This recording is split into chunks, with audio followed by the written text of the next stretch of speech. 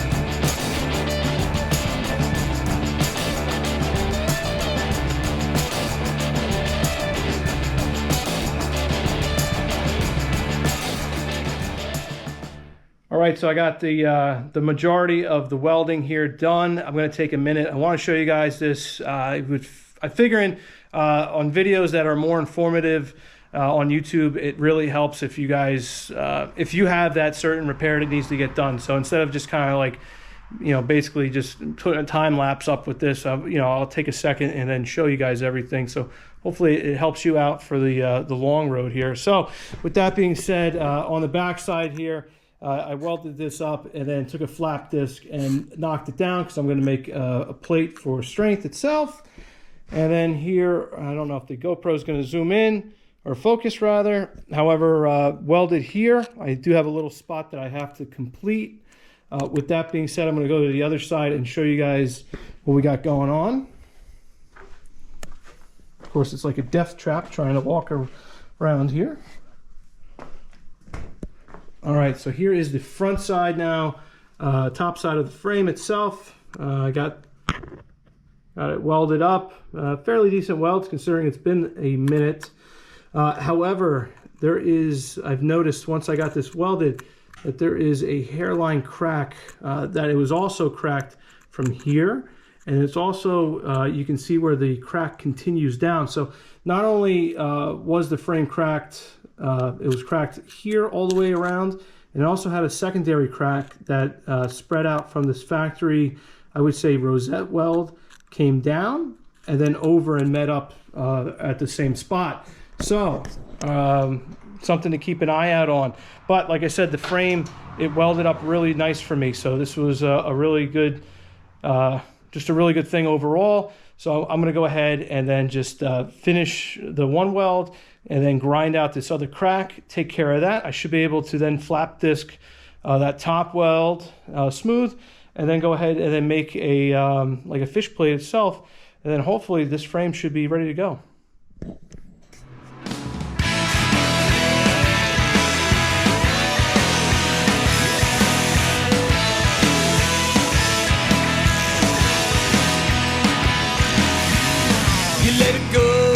You let it go like a dime rolling down in the gutter. You found the wind and left me again. I knew you had another lover.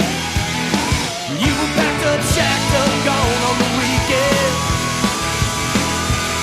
Now got a bottle and blacked out screaming your name. I don't know where you've been, but I'll ask you again. And while you're thinking of something to say, just get down, baby, don't turn around, 'cause I got nothing to say. Yeah, it's a mudslide on the inside. Mudslide, baby, you slide. Mudslide down on my pride, baby, it's a mudslide.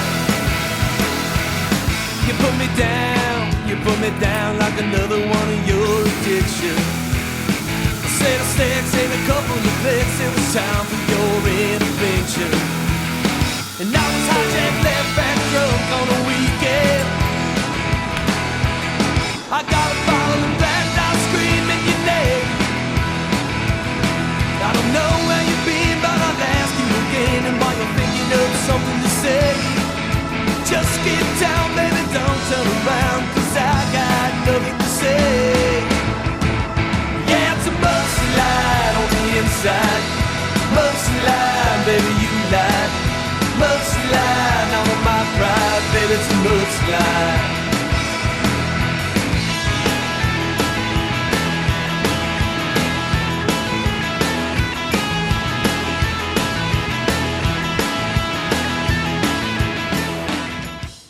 So what I'm doing here is just simply tack welding the fish plate itself to the frame. Being that the frame has a couple different curves to work with, it's hard to get it to fit snugly just by doing it freehand, if you'll say.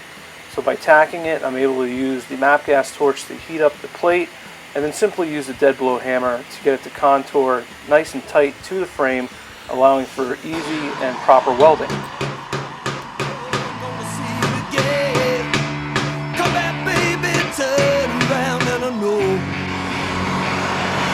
There's a time for the users and the friends line, and you know I'm gonna make it alright.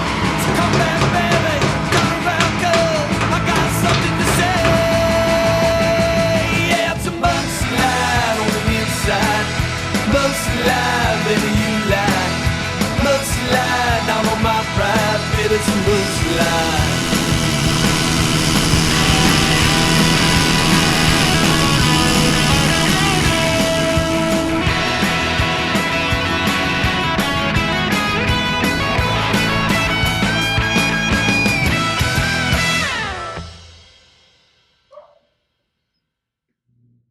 right, so the frame is repaired, and I'm really satisfied with how everything turned out today.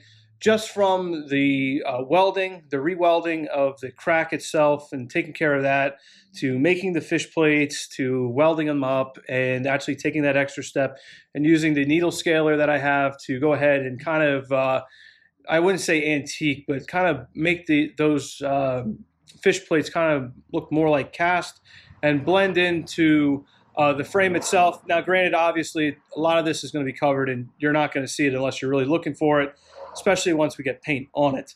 So, like I said, I'm happy with how it turned out.